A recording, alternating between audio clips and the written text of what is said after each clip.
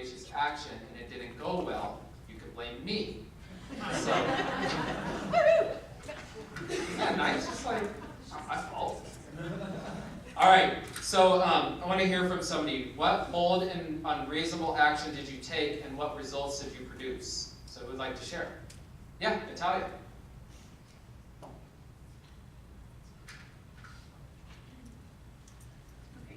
Hey everybody. So this time last year, I was backpacking through Asia, celebrating my college graduation with some close friends from high school, and one of my friends was my best friend since I was 13 years old, and we are no longer friends because of some stuff that happened while we were away. And the last session I left with the intention to be more open and transparent and just honest and just speak, because I close off a lot of the time. So I gave him a call and he didn't pick up, but I did leave a voicemail kind of making it like, I want to talk to you, like, I don't want to complete this over a voicemail, I want us to have a conversation. So we talked on the phone, and I said, look, I know I was a pain in the ass to deal with last year. I was vegan while we were in Hong Kong, like, giving everyone a hard time, like, I can't eat anything, so we can't go there, you know, like, just being a total pain in the butt. I've never heard somebody clean up being vegan. Yeah. I was being vegan? Yeah. That's how silly it was. That's just how silly it was, and that's how wrong I made everyone for not, like, eating the way I did or going about life the way I had chosen to. It was just ridiculous. Yeah, no. So, Oh, we get that. I did vegan for a month, and I would just make everybody wrong. I'm like, have you not watched this documentary or this one? Like, come on. And then I'm not anymore, so I'm not that sorry annoying. if you are. I just failed at that. Yeah, it's fine. So just, I'm sorry for being a pain in the butt. I'm sorry for making you wrong for a lot of things. Truthfully, I just was so focused on me, I wasn't focused on the group, and I take full responsibility for the way that I was, and I just want you to know that I'm really sorry. Yeah. He said, I don't really know what to say right now, and I'm not sure what I'm supposed to say right now. And I said, you don't have to say anything, like, I don't expect you to, I just want you to listen and know that I'm sorry. So we ended the conversation. We're not going to be friends, but he lives in Colorado Springs now. We both moved here from Florida this summer, and we just said, we're 2 hours away from each other, so if you ever need anything, just call me. Yeah. Wow. Let's acknowledge Natalia.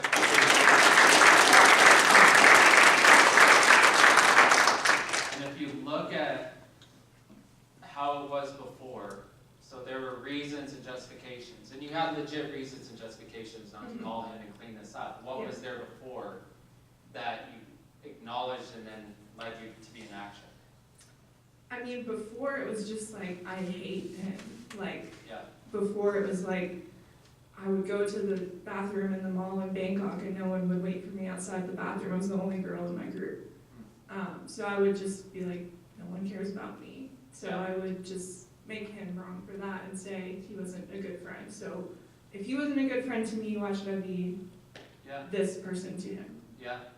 And it's totally valid. I mean, you could get how valid that is. Like, this guy's a jerk. He didn't wait for me, when I got out of the bathroom, and he was a bad friend. Yeah. But really, this is the life a human being lives. Like, he is a jerk. Why do I have to be the one to clean anything up? Mm-hmm. Like, he is a jerk. Yeah. And then what were some other reasons? Stuff that happened in high school, I just started bringing that stuff up again and holding that against him. Yeah. Using that to further justify my reason for not calling him and apologizing or even completing it. Just finding every way possible not to communicate.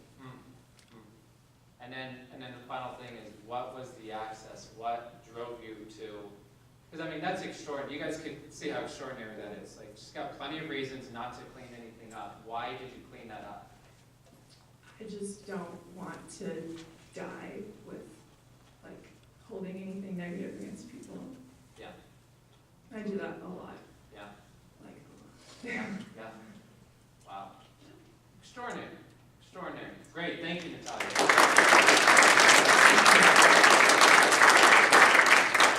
Okay, and then who took a bold and audacious action and it did not go so well?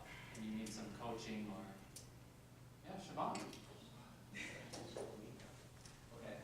Well, you messed up last time. You're supposed to get up and, Right? I did though. yeah, and here you are. Alright, so last week, something really crazy happened.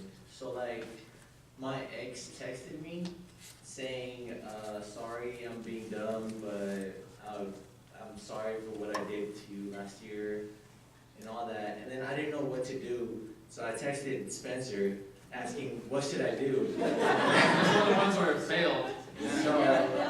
So I texted him, and then he told me that, like, instead of ignoring her, like, I guess I make everybody feel wrong, and I try to make myself right. So I texted her back saying, do you have a minute, like, to get on a phone call or meet up or something? And then I called her, and then she picks up the phone, and she's like, hello, who is this? I'm like, I'm Shivam. And then she's like, how do you have my number? And I'm just like, I never deleted it. And then after that, she just hangs up the phone. Like, I can't even tell anything. And then I tell Spencer that, and then he just says, just calm down, just do it. And then I text her again, and then she says, like, I hung up, not her. And then it's just like that, and then after that, I just waited, but I didn't get anything or do anything, so I don't know. Yeah. Yeah. So I just started ignoring it, so Yeah. it's just there. All right. So some other background to this. So we've got the whole picture. You don't mind me sharing? Go ahead. Yeah. So, but it was a couple of weeks ago. We distinguished what was there in the way of his relationships. You know, and his relationships with women. There's a couple things that are incomplete, and then sure enough, 2 of your ex-girlfriends, right? Yeah. Texted you. Yeah. And then they both cheated on you? Not really, but like when we were dating or something, like they would talk to some other guy who I knew, who I was close with, Yeah. and then they would break up with me for them. Yeah. Yeah. Okay. So, and he was incomplete. So the coaching, you know, I don't, or whatever was her, the coaching was call and get it complete. Call and have whatever there was to say and get it complete. And that hasn't gone well, you know, or hasn't happened. Yes. Yeah. Yeah. So, and then what's happened since? So, just stopped? Just stop, just ignoring. Yeah. Nothing. Yeah. So I don't know what I should do. Yeah. Cause I'm back at that same page where when I started telling you all this, I told you that should I ignore it? Yeah. Like I'm back on that page again. So Yeah. So look, until something gets complete with another person, it's going to run you. If they keep popping up, or if you're not having success in relationships, or you have a concern somebody's going to cheat on you, or whatever, it's coming from the past, and until it gets complete, it runs you. Like it or not, it's the way it goes. so this is what happened. Like when we broke up, I even tried to get her back and everything, Yeah. but again and again she just like was rude and just ignored and all that. Yeah. And then after like 6 months or sometime, she just texted me saying the same thing, like I'm sorry for what I did, and then Yeah. I said okay, and then she just blocks me again, and then texts me after a year or something, saying the same thing, Mm-hmm. and then just when I tried to call her again, she said, "Are we straight?" and then just ignored, and I said okay, so I Yeah. didn't do anything else. Yeah.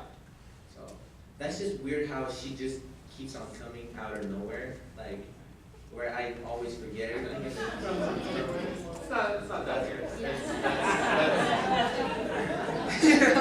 Sounds like you're dating a human being, you know?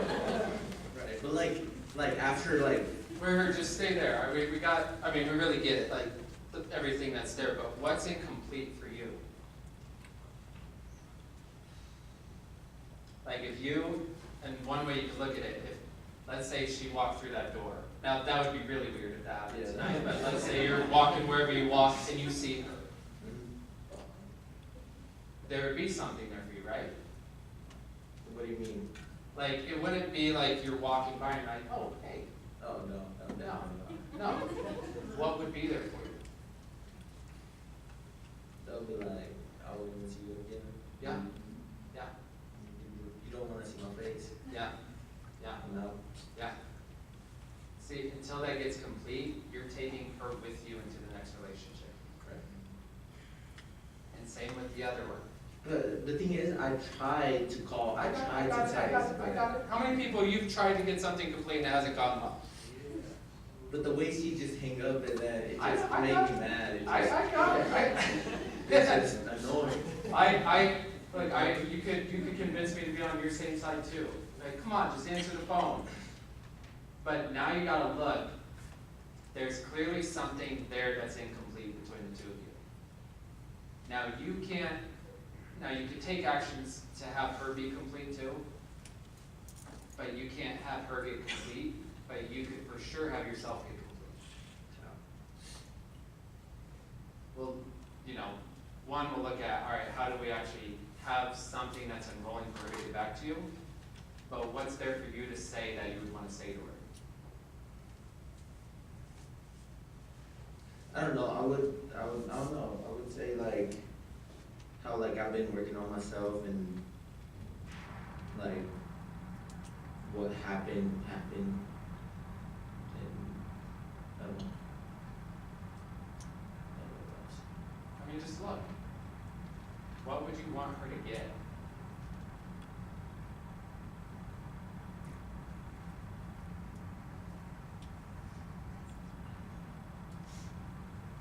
Cause Just look. What would you want her to get? Or another way, what do you want us to get? that I'm fine. I know you want us to get that, but, we know the pretense is there. Here, I'll offer you something here. I know behind there, there's like the cool guy, everything's fine, I'm cool. I just want to move on, she's this way, I'm fine. But I don't think you've allowed yourself to be straight that you were heartbroken. I did, to be honest, I did. You got straight with her? No, not with her, Okay, with yourself? but with myself, Yeah. yes. She broke your heart. Yes. That's what there is to communicate with her. I know, isn't it? It's a little funky, like you don't want to give her the whatever.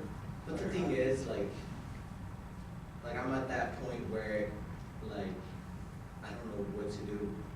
Like, I get that I need to communicate with her and everything, but like, I'm at that point where like I give up. Like, I don't want to tell her anything. Yeah. I just wanted to get away, never come back to me again, Yeah. and just And how's that going? finish. Yeah. But how's it going? No, you're good. Yeah. It's just out there, like, it's just like annoying. It's just. I know. But it's because like, look, we could relate to the familiar pattern right here. Like you tried, and it's like, just screw it. I don't want to try anymore. It comes I back tried, again yeah. and again. And then it's there. I don't know what there is to do. I don't have the actions. But look, we've got enrollment right here for you.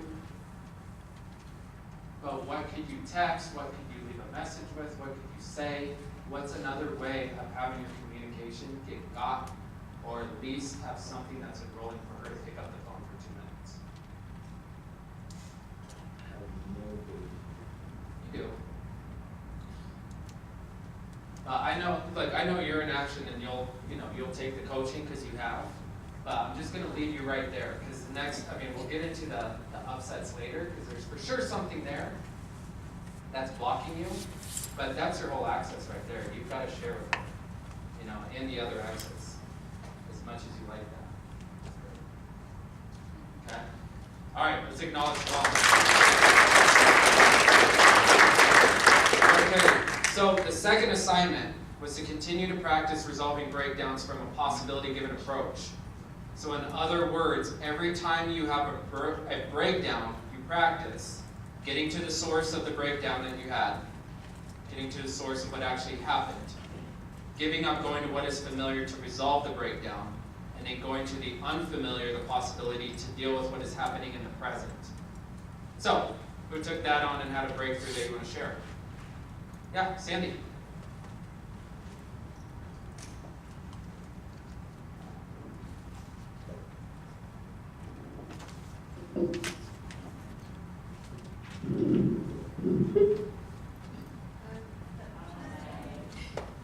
What's familiar to me is anger. Mm-hmm. I want anger. Yeah. I hide it very well, and I've been managing my anger very well. Is that like you've been managing hiding it? That's what's been going No. on? Okay. All right. Managing with this work and just being better at Yeah, yeah, not being an angry person. It doesn't serve me well. I know it's under it. yeah. So it's about my lease vehicle. Okay, I have, for the last 10 years, been leasing a car. So like every 2.5 years, I trade in the car, get a new one. Mm-hmm. I've had a Subaru Outback, use the same dealer, have a good relationship with the dealer. The bad part is my car, the last car I had, got hit 3 times while it was parked. Had hail damage.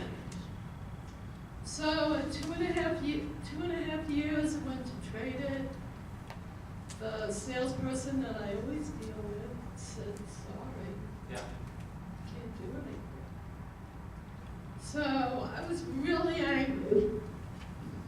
So I let it go for a couple of months, looked at other cars, still really angry because Yeah. I mean, I wasn't accepting reality that there was nothing I could do about it. Yeah. So, paid off my lease, went to a different Subaru dealer, got a deal worked out, Mm-hmm. got exactly what I wanted. And I don't know why, but I just felt that I've worked with this other dealer for 10 years, and I've been holding anger to him for 6 months. Yeah. And I wanted to give them an opportunity to match the deal. Yeah. So I sucked it up, Yeah.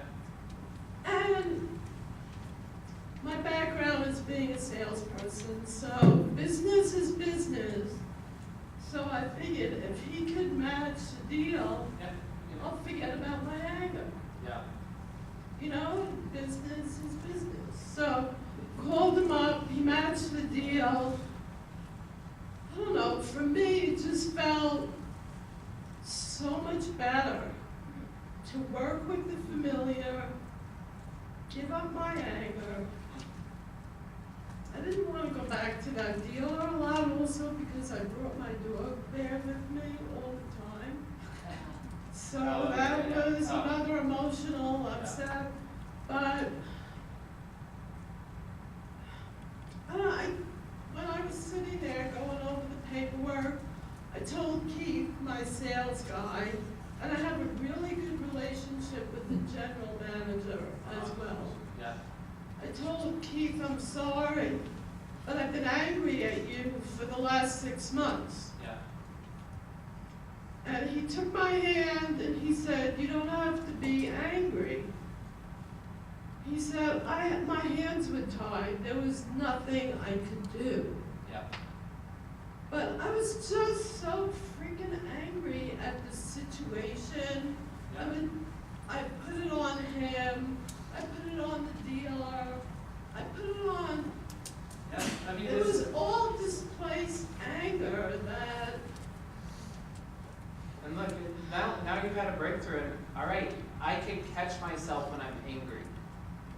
and I now know I have the power to be able to give up my anger. Even when you could have every reason in the book to be mad at the guy, mad at the situation, mad at what they've been doing, mad at how they've been treating you or whatever, you've had every valid reason and justification to be angry, and you now know yourself as somebody who I could identify it and give it up. And in fact, I could share and complete that with them. And that was like a big deal for Yeah. me to say to him. Yeah, You know, I'm real, because it was like halfway into the process. yeah, But I said, you know, I just want to let you know I've been really angry at you. yeah. Oh, it's extraordinary. That's a graduate in the world. Something happened, you went and you got it complete. And I got the car I want, And for you the got the money car you I wanted. want, for, Yeah, and I'm happy dealing with somebody that I know. yeah. Beautiful. Don't stay angry.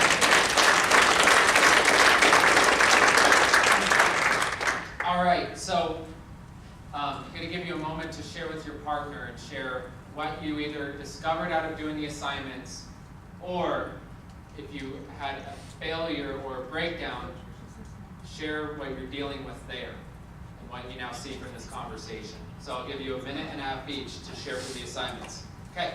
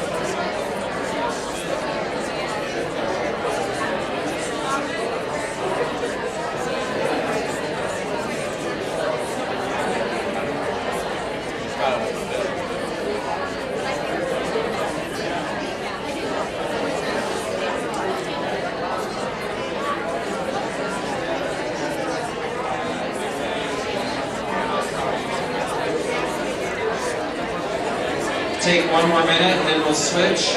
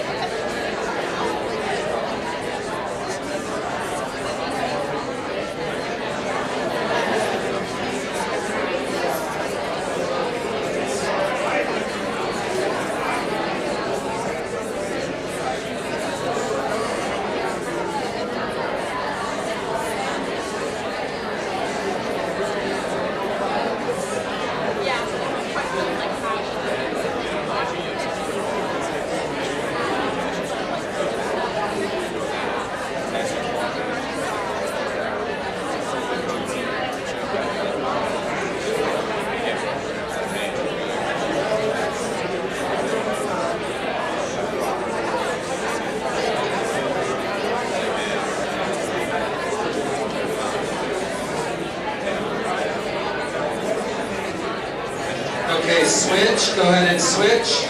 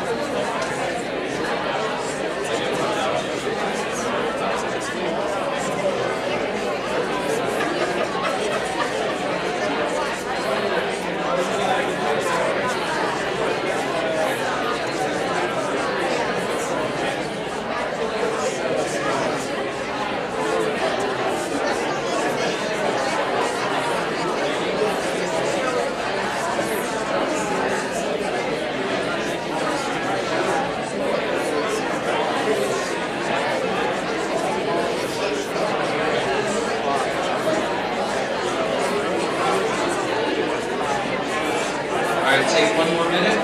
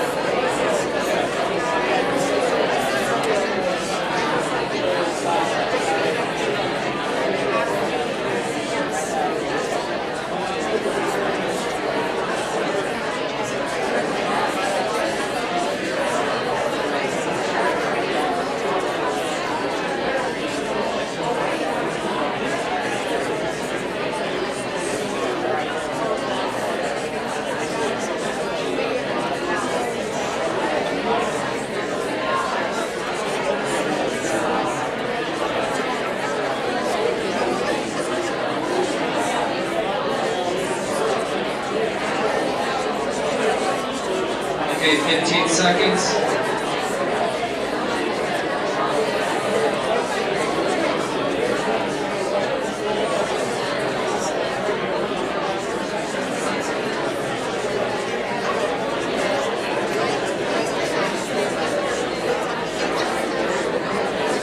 Okay, please wrap it up. And acknowledge your partner.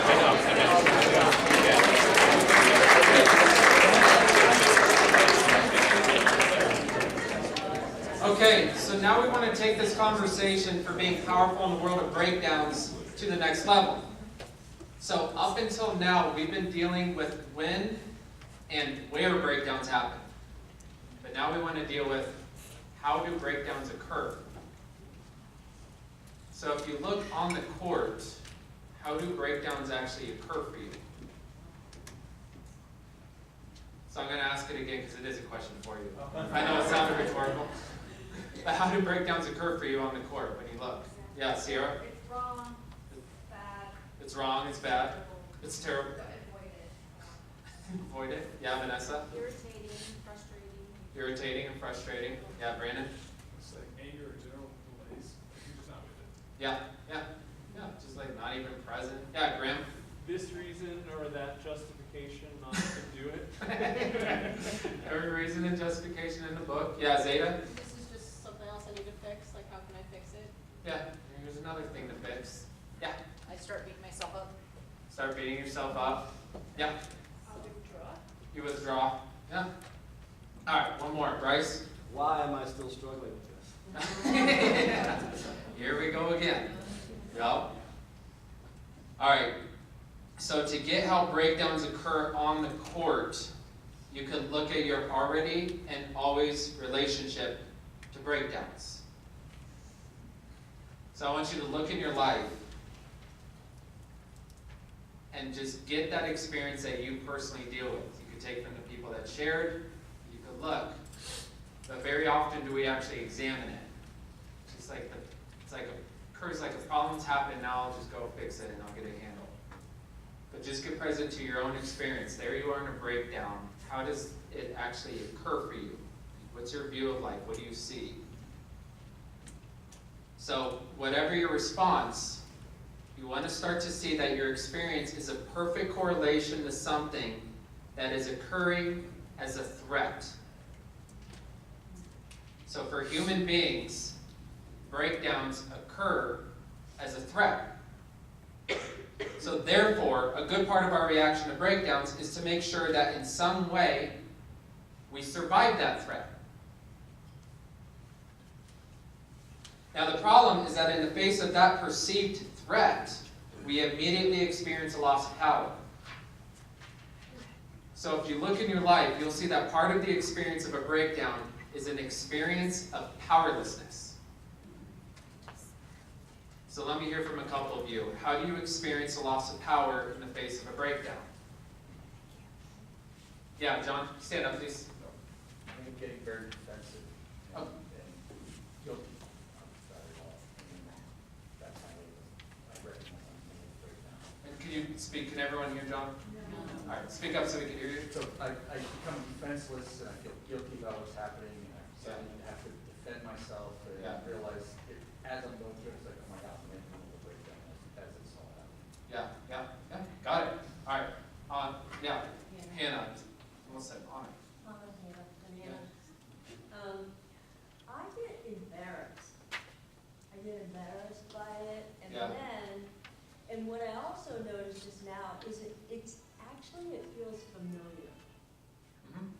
You know, there's this feeling of, oh, this again, oh no. Yeah, But I'm so used to it, and it's kind of like what you said about the threat. yeah, I experience that, like that angst and the, you know, and if you don't mind me taking it one level further, is what I heard in it. go ahead. A friend of mine, she's a psychologist, studied PTSD, and they discovered, she figured it out, she wrote a paper, it's published, Mhm. that PTSD, part of it is when we're in these threatening situations, it arouses us. We get arousal by it, like, you know, all the chemicals, and there's a state of arousal. And the PTSD isn't like the fear of that something happening again. It's, in her opinion, in her piece, is that actually becomes familiar and you're seeking it. You're seeking that arousal. Yeah, So I'm throwing a little psychology in here, I apologize.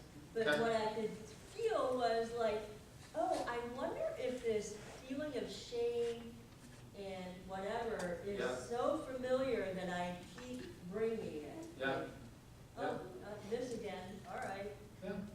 Well, and I mean, you're right there with that. I know you brought in another element, but that's the human condition. It's automatically and already there for you, as we've distinguished that familiar way. You don't have to give your word, you don't have to make a promise to, okay, I promise to feel shame when I'm dealing with a breakdown. Yeah. Like, when I'm dealing with my next breakdown, I'm for sure going to feel embarrassed. That's what I would like. No, it's automatic. It's there. Yeah. It is there. It is there. It is there again and again and again and again. Automatic way of being. It's right there. Yeah. Yeah. Got it. All right, great. Let's acknowledge the people that shared so far. Okay, then now let's get up a couple more. What are some of your experiences that when you're dealing with a breakdown, what's your go-to? What do you do? Yeah, Chris? With a breakdown, I mask it, so I like to just put on a facade and pretend like nothing's going on. And Yeah. so I was just sharing that with Amy. I did that on Saturday with the breakdown. Just smile and pretend like everything was cool. It's all good. It's good. I got this. No, and then one more question. Did you have power with that? No. So, you know, as you can see where we're getting with the punchline. With vodka. Yeah. Tara? Flail around and try to fix it immediately. Or stand up so we can hear you. flail around trying to find a solution to fix it right away. Yeah. Without stopping to. Okay, so it's like, no matter what you're doing, okay, breakdown happens, now my whole life is dedicated to this. No matter Yeah. how small, minor, insignificant, irrelevant. Yeah. Yeah. Yeah, so life, it's like the emergency becomes all there is to do. Forget about my word, forget about power, let me just solve this, fix this, and then I can move on. Yeah, got it. How many people can relate with that one? Yeah? All right, let's acknowledge everybody. Okay, so, like I said before, we've been dealing with two elements so far up until this moment. So the first element, the technology of resolving breakdowns from a possibility-given approach. Next, expanding your integrity and creating a foundation on which you could stand to bring power in your life.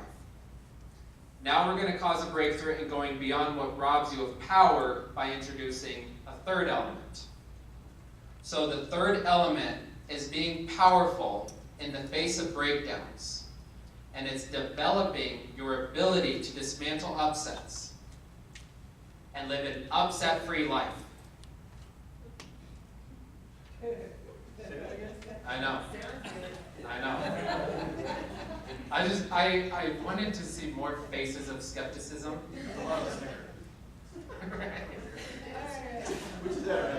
So the third element in being powerful in the face of breakdowns is developing your ability to dismantle upsets and live an upset-free life.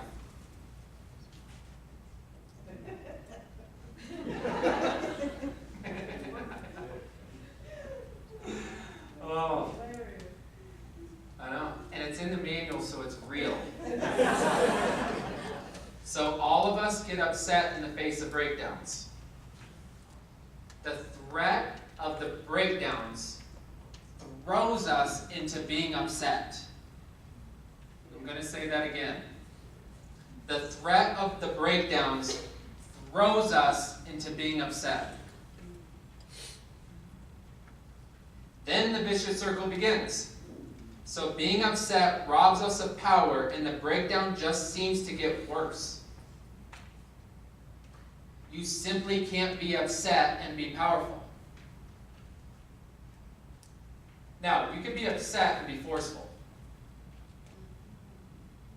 But force doesn't equal power in the way we're distinguishing it. By power, we mean the rate at which you can bring your word and your possibilities. This would be a better hand gesture for saying this.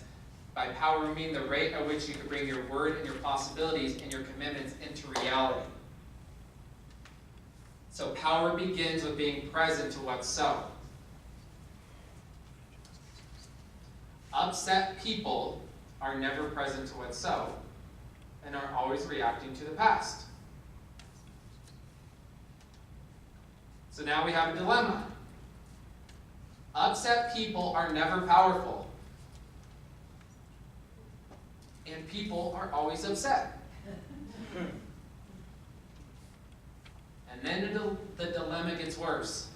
To be someone who is causing and expanding breakthroughs requires you live an upset-free life. So you are screwed, you should just go home. You're welcome.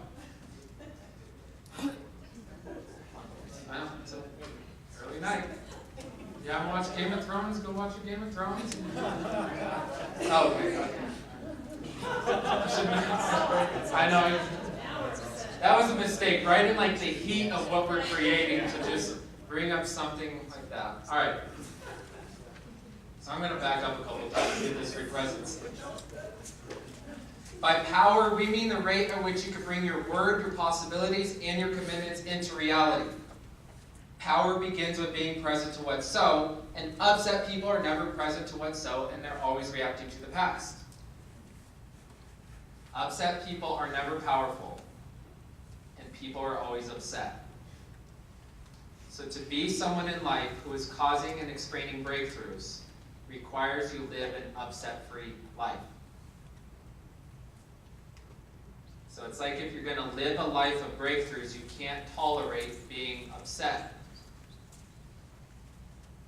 So if you want to live a life of power in the face of breakdowns, you have to be someone who takes on life being upset free. Now, living from the possibility of being upset free requires two things.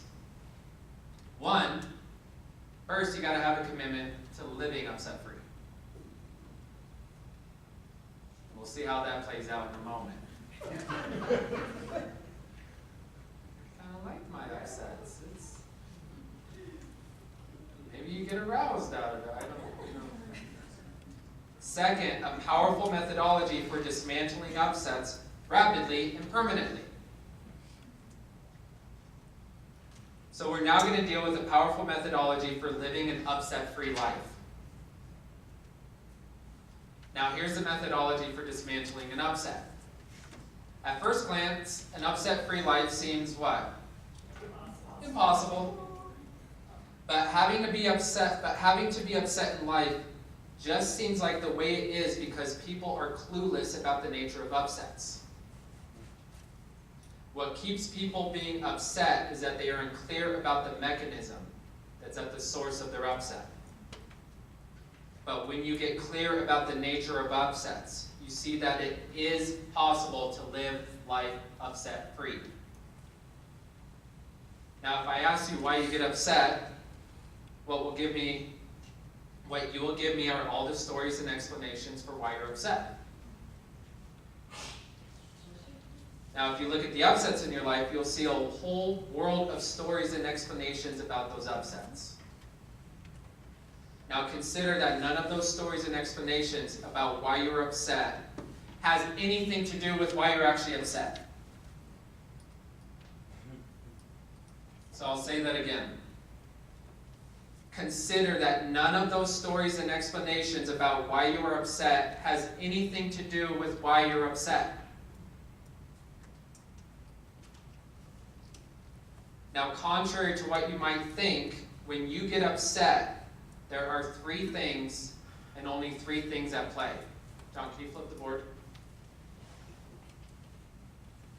So, we're going to have this on the board. But what is always at play when you're upset is that you have, 1, a thwarted intention, 2, an unfulfilled expectation, and 3, an undelivered communication. Flip like this.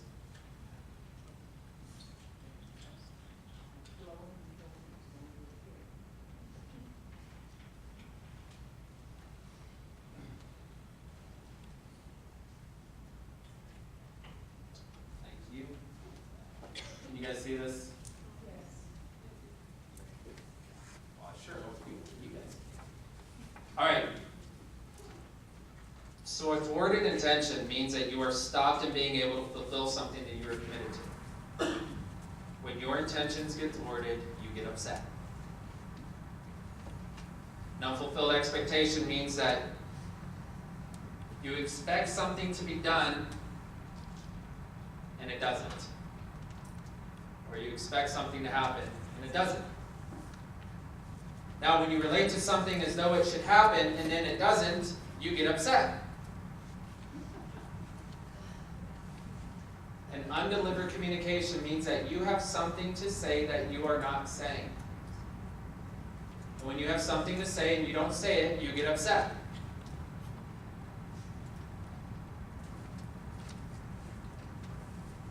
And that's it.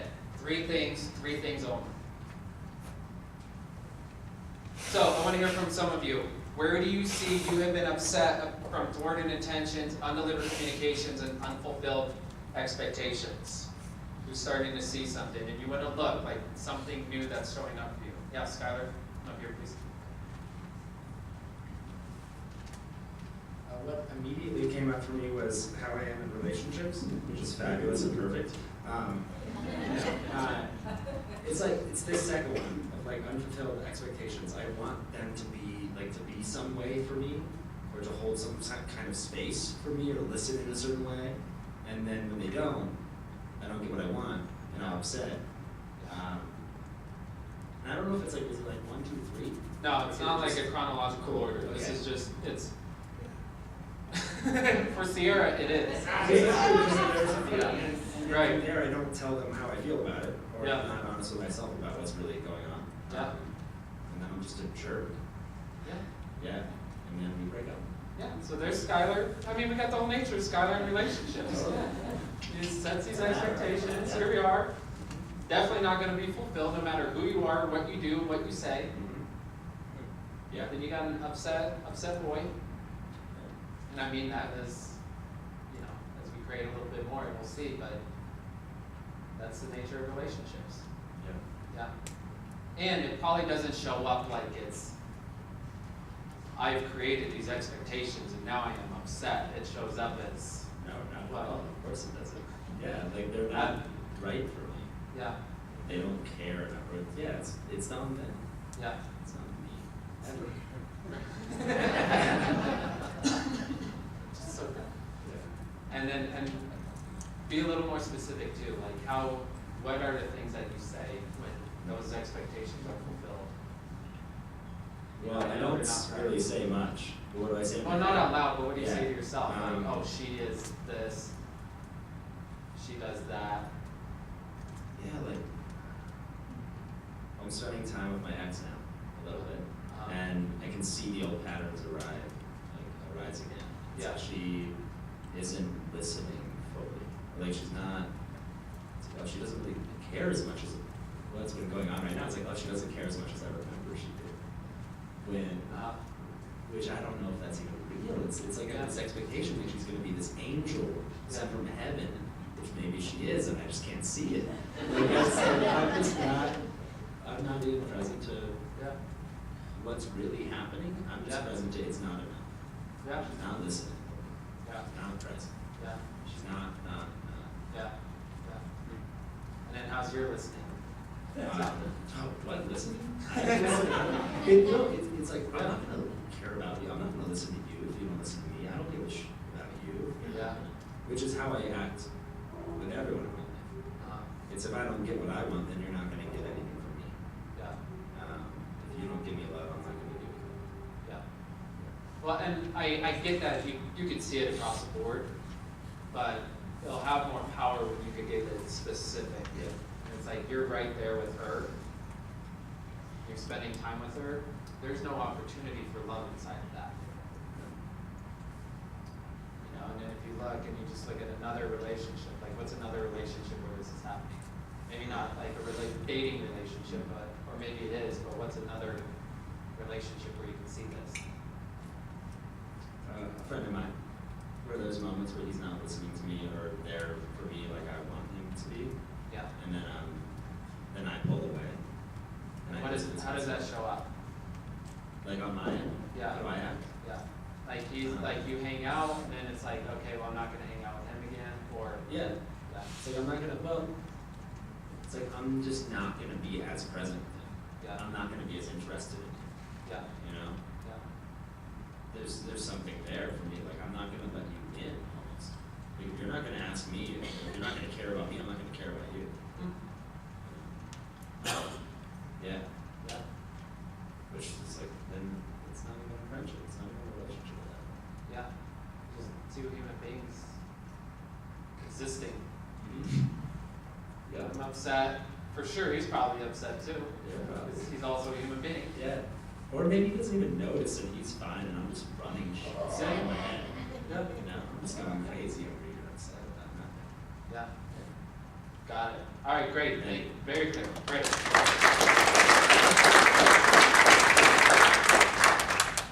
All right, let's have one more example. Yeah, Emily.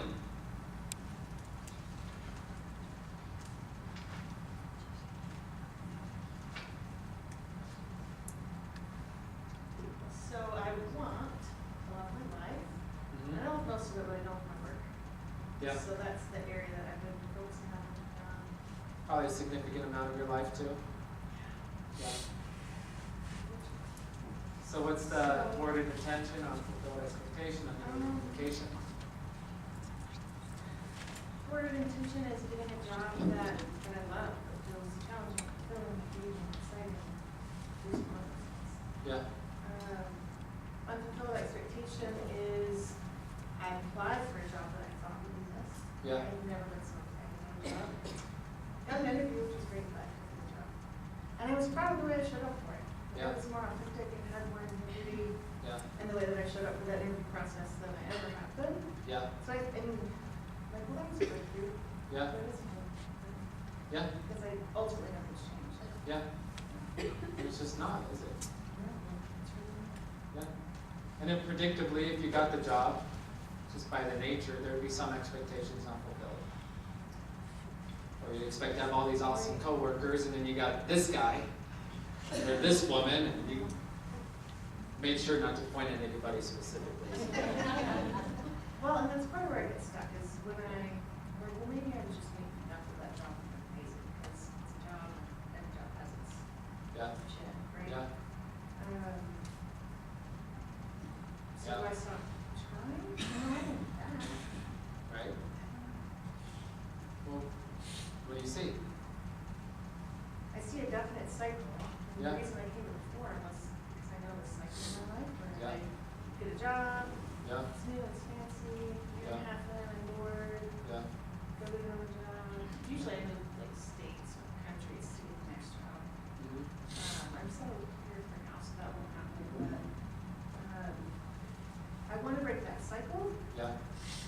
So stay right there, because we're still, we want to start to have this real. Otherwise, it's like skipping a step. Be like if you try to create a possibility without being responsible for your familiar way. How many people have tried to do that?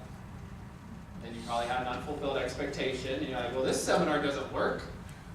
You know, so stay right there. Start to get real. That thwarted intention, the unfulfilled expectations, the undelivered communications, and you can see it clearly with the job. Like, you know, you probably had some intentions, like, I'm prepared, I'm ready to go, I've had more integrity with this interview than I've had before, and then you didn't get it, and now you're upset. But then, Yeah, I was upset for a while, but about a week and a half later, I emailed the person I interviewed with, who was the Yeah. founder, and felt really good about what I put out there, kind of no strings attached. yeah, I was really honest about where I was, how I felt about it, how much I Yeah. appreciated. I freaking love their company, I think it's awesome what they're doing. yeah, So I delivered the communication, yeah, and I don't, I think I let go of that, I'm sad about it, but. right. But now you want to start to map on, so where you want to start to look in your life is you might go, okay, this makes sense, but then now you got to go, okay, I was upset for a week and a half. That's a week and a half of my life being upset. So we're out to create something where, no, right there in that moment, you now have the methodology to dismantle an upset. So for now, you just want to get them real and see how it plays out in your life. So there I am, week and a half, don't get the job.